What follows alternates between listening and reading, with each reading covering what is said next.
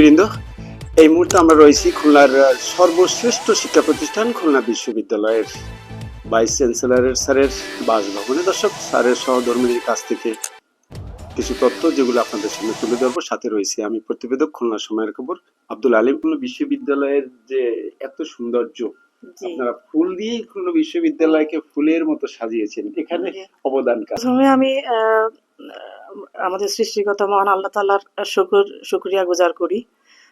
উনি আমাদেরকে এই সুযোগটা দিয়েছেন বলেই আমরা খুলনা বিশ্ববিদ্যালয়কে এত সুন্দর করে সাজাতে পেরেছি। এবং আপনি যদি অবদানের প্রসঙ্গে জিজ্ঞেস করেন, তাহলে আমি সম্পূর্ণ কৃতিত্ব খুলনা বিশ্ববিদ্যালয়ের উপাচার্য মহোদয়কে আমি দিতে চাই।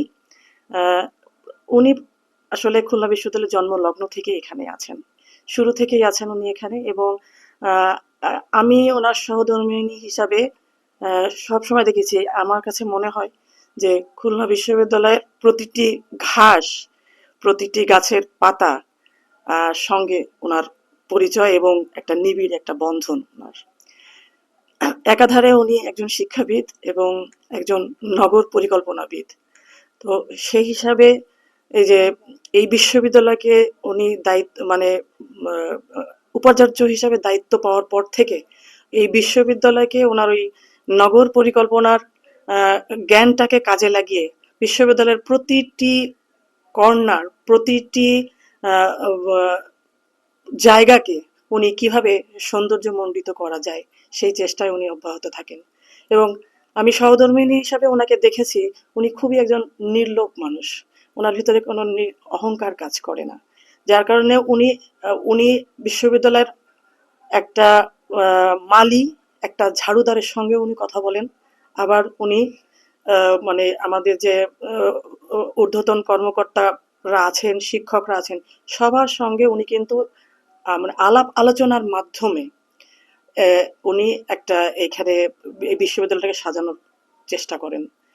আর সেই হিসাবেই আমাদের বিশ্ববিদ্যালয়ের এই বিশেষ করে বসন্তকালে উনি এই বিশ্ববিদ্যালয় গত বছর আমরা এইভাবেই সাজিয়েছিলাম।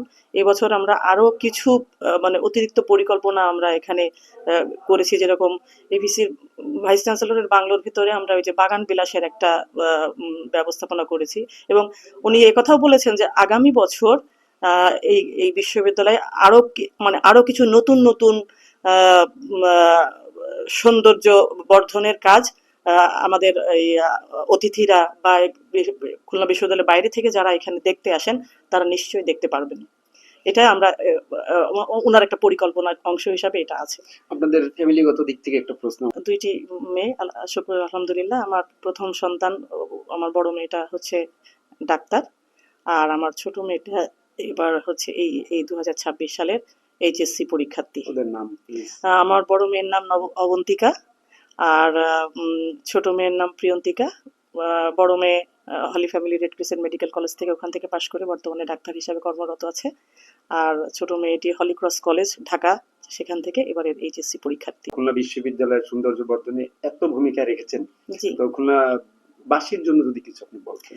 খুলনাবাসীর জন্য যেটা বলতে চাই সেটা হচ্ছে যে আমাদের বিশ্ববিদ্যালয় থেকে খুলনাবাসী যদি একটা মেসেজ পেতে চায়, তাহলে আমি বলবো উপাচার্য মহোদয় দায়িত্বপ্রাপ্ত হওয়ার পর থেকে যেরকম বিশ্ববিদ্যালয়ের সৌন্দর্য বর্ধনে কাজ করেছেন, ঠিক একইভাবে উনি কিন্তু এই খুলনা বিশ্ববিদ্যালয়ে যাতে একটা ইন্টারন্যাশনাল একটা এক্সপোজার হয়, সেজন্য উনি কিন্তু আমাদের গবেষণা ক্ষেত্রে আমাদের গবেষণার দিকে ভীষণ রকমভাবে উনি ওনার কার্যক্ষমতা উনি বাড়িয়েছেন। এটা এই অর্থে যে আমাদের খুলনা বিশ্ববিদ্যালয়ের ছাত্ররা এই গবেষণা কাজের জন্য তারা যাতে দেশে বিদেশে বিভিন্ন জায়গায় অংশগ্রহণ করতে পারে। একইভাবে অলরেডি ইন্টারন্যাশনাল কিছু বিশ্ববিদ্যালয়ের সঙ্গে আমাদের কিন্তু একটা ওই পারস্পরিক একটা গবেষণা বা শিক্ষা কার্যক্রম এটা কিন্তু ওনার কারণে এটা বর্ধিত হয়েছে আমাদের খুলনা বিশ্ববিদ্যালয়ের উপাচার্যের কারণে। এবং উনি এই যে আমাদের এখানে নতুন আরেকটা উনি চালু করেছেন, সেটা হচ্ছে যে আমাদের এই যে শিক্ষকরাই এখানে কিন্তু ওই যে ওই প্রাথমিক অবস্থায় এরা কিন্তু ওই যে আমাদের বিশ্ববিদ্যালয়ের টিচার অ্যাসিস্ট্যান্ট হিসাবে আমাদের এই সদ্য পাশ করা ছাত্রদের থেকেই মেধাবী ছাত্রদেরকে ওই টিচার অ্যাসিস্ট্যান্ট হিসাবে এখানে নিয়োগ দেওয়া হচ্ছে। এই খুলনা বিশ্ববিদ্যালয়ে যে একটা সুন্দর একটা পরিবেশ, রাজনীতি মুক্ত যে একটা শিক্ষাঙ্গন, এই শিক্ষাঙ্গনে উনি সবসময় চেষ্টা করেছেন যে এটা মানে ছাত্রদের জন্য একটা শিক্ষা বান্ধব পরিবেশ তৈরি করার। আমাদের এই খুলনা বিশ্ববিদ্যালয়ে এই শিক্ষা বান্ধব পরিবেশটা আমি চাই এটা অব্যাহত থাকুক। আমাদের খুলনাবাসীরা তাদের সন্তান সন্ততিরা এই শিক্ষা বান্ধব একটা পরিবেশে এসে এইখান থেকে তারা আধুনিক শিক্ষায় শিক্ষিত হয়ে সারা পৃথিবীতে খুলনা বিশ্ববিদ্যালয়ের নাম ছড়িয়ে দিক, এটাই আমার খুলনাবাসীর কাছে আশা। প্রাকৃতিক দুর্যোগ যেমন হতে পারে, ঠিক তেমনই এই খুলনা বিশ্ববিদ্যালয়ের উপরে বিভিন্নভাবে বিভিন্ন রকম ষড়যন্ত্র সৃষ্টি হয়েছিল। তো এর প্রতিবাদে কিন্তু স্যারে অটল ছিলেন। তো এমতো অবস্থায় আপনি কিছু বলবেন কি? আমি ওনার সঙ্গে দীর্ঘ সময়ের সহধর্মিণী। আমি ওনাকে খুব কাছ থেকে দেখার আমার সুযোগ হয়েছে। খুলনা বিশ্ববিদ্যালয়ে বিভিন্ন সময় বিভিন্ন প্রতিকূল পরিবেশের ভিতর থেকে গেছে, কিন্তু যেহেতু উনি এই বিশ্ববিদ্যালয়ের জন্মলগ্ন থেকেই এখানে শিক্ষক হিসেবে ছিলেন, এই বিশ্ববিদ্যালয়ের প্রতিটি ছাত্র তার হাতে গড়া। উনি ওনার এই শিক্ষক জীবনের শুরুতে উনি ছাত্র বিষয়ক পরিচালক হিসেবে এখানে দায়িত্ব পালন করেছেন। উনি কয়েকবার বিশ্ববিদ্যালয়ের এই ইঞ্জিনিয়ারিং স্কুলের ডিন হিসাবে উনি দায়িত্ব পালন করেছেন। সেই শুরু থেকে আমি দেখেছি বিশ্ববিদ্যালয়ের স্বার্থ পরিপন্থী কোনো ধরনের কোনো ইস্যুস তৈরি হলে উনি যদি ছুটিতেও থেকেছেন, উনি যদি শিক্ষা ছুটিতে থেকেছেন, তাহলেও উনি এসে সেগুলোকে উনি স্বার্থ পরিপন্থী কোনো কাজকে উনি কখনোই প্রশ্রয় দেননি, এবং সেটাকে রোধ করার জন্য উনি ওনার জুরিসডিকশনের ভেতরে থেকে উনি সর্বতোভাবে উনি চেষ্টা করেছেন। এবং এই যে আজকে যে এই খুলনা বিশ্ববিদ্যালয়ে রাজনীতি মুক্ত একটা পরিবেশ, এর পিছনে উনার অবদান বেশি।